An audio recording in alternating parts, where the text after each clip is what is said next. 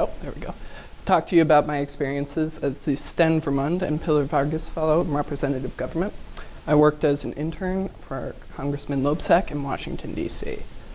While I was interning, I worked at the Longworth House Office Building, which is one of 3 main House office buildings, which are all interconnected with each other, as well as to the Capitol Hill, which is nice on days where it's raining. It also houses junior congressmen. My daily duties were varied, but included giving tours of the Capitol to people from the 2nd District of Iowa who represented them.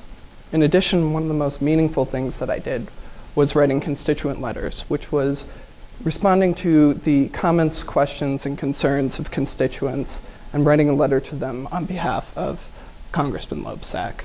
I also reviewed the congressman's votes, and probably one of my most important jobs was information gathering, which was taking in calls, faxes, emails, letters, walk-ins, whatever it may be, and synthesizing it and putting it into the computer. Also, as you can see there, I had the lovely opportunity to meet Harky while in DC. While in DC, I decided to work on a public policy proposal. My sister and my mother are both in education, and so I decided to focus my policy on that. In preparation for that, I worked with Felow, who was the legislative assistant in education for Congressman Loebsack, to review the Elementary and Secondary Education Act and its current reauthorization. I reviewed the current political status of the bill, as well as reviewed any problems it would have with its current implementation. Brief overview of my research. For those of you who don't know, ESEA was enacted in 1965. Its last reauthorization was in 2001, which people more commonly know as No Child Left Behind. Some of the problems we have with implementation are the unrealistic standards it sets for states, the inadequacy of standardized testing focusing on 2 areas, and the perverse incentives for states to pass as many as possible in order to not be censured for failing. For my policy proposal, I decided to take a comprehensive approach, and one of the things that I decided to do was comprehensive standardized testing. Instead of focusing on 2 areas, it would be more incorporate critical thinking skills that you might see here at Cornell, as well as weighted teacher evaluations over a 3-year period. The state competition was inspired by Secretary of Education Archie Duncan's Race to the Top in order to inspire innovation and competition between states.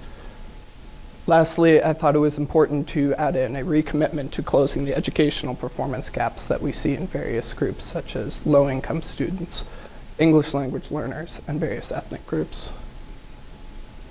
What I learned. Intellectually, one of the things I learned is the manner in which bills are passed. And there's a saying that politics are a lot like sausage. You don't want to know how they're made. Personally, I found it fascinating to find out how exactly congressmen cooperate to pass a bill in Congress. Additionally, I learned the language of the Hill and that there are 2 paces of the Hill, which are not at all and extremely fast.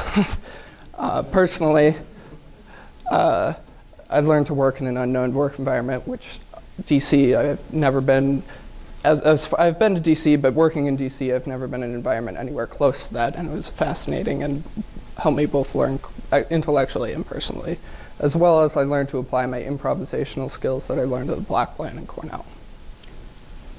As far as my fellowship impact, a view of politics that is not taught in the classroom. There are just simply some things about DC that you can't learn without being there, and it's invaluable in that case.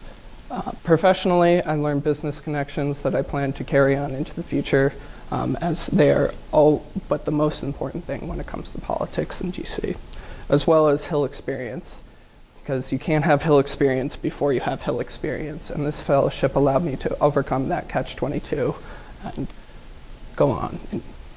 As far as the future, it helped crystallize my viewpoints as where I want to go, specifically with education and public policy, as well as provided invaluable work experience that I wouldn't have had an opportunity to do otherwise. Additionally, it allowed me to test my abilities in my preferred job market.